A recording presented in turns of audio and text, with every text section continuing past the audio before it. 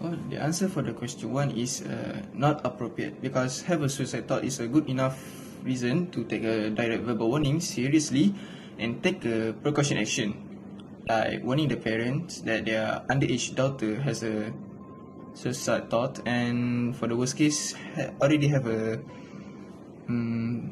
plan to attempt it but don't have any tendency to do it. For the disclosure action, it is accepted if we do this to avoid harm, because in the APA, American Psychology Association's 3.4 state that psychologists take reasonable steps to avoid harming their client, patients, students, supervised research participant, organization clients, and others with whom they work, and to minimize harm where it is foreseeable and unavoidable. Assalamualaikum warahmatullahi wabarakatuh. My name is Ainin Sofiya Binti Ahmad Faris, and today I'm going to explain whether the opinion is in line or opposed with the code of ethics. As it is stated that our opinion says that the counselor action is not appropriate. It is in line with some of the code of ethics. For example, the Malaysian clinical psychologist stated from the informed consent, under the informed consent, it is stated that minors like Nina could not sign the informed consent. So the parents will have to do so on their children's behalf. This means the parents have the right to know any relevant information about their children until their children reach a mature age like 18 and above.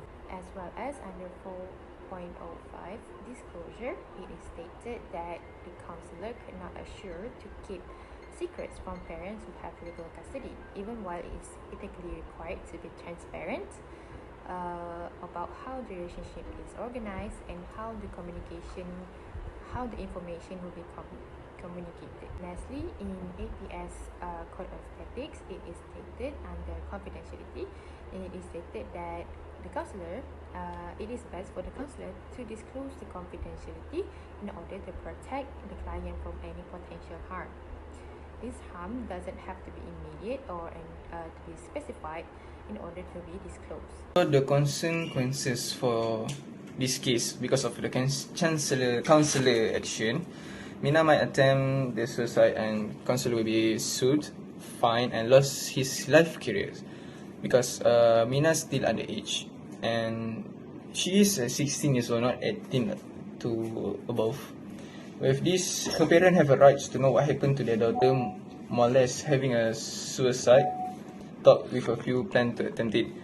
So after even hearing the anecdote that she shared about her boyfriend who this like this, and then arranged marriage, for this one we can keep the disclosure, but for the suicide, I think we must tell it. So considering not informed, I think this problem is because he not informed the concerns properly about this disclosure and the confidentiality limit to Mina and her parents, which is a violation of Malaysia Clinical Psychologist Code, where they must provide an appropriate explanation to clients so they can understand properly standard operating procedure (SOP) and know that reasonable step will take to protect the individual rights, safety, and welfare. Alright, for the last question, how do we handle the problem? The first thing I would do, of course, the informed consent. Have to make sure, since the informed consent is signed by the parents, not the children, I have to make sure that the parents understand their limitations to know the information about the children. They could gain access for the information only if it would cause harm or threats to their children. They would not have much access of the information about their children unless the children wanted to share it to their parent. And next, since this is a suicide, this case involves suicide plans for Mina, I would advise the parents to be aware of her actions and whether she started to act differently from usual.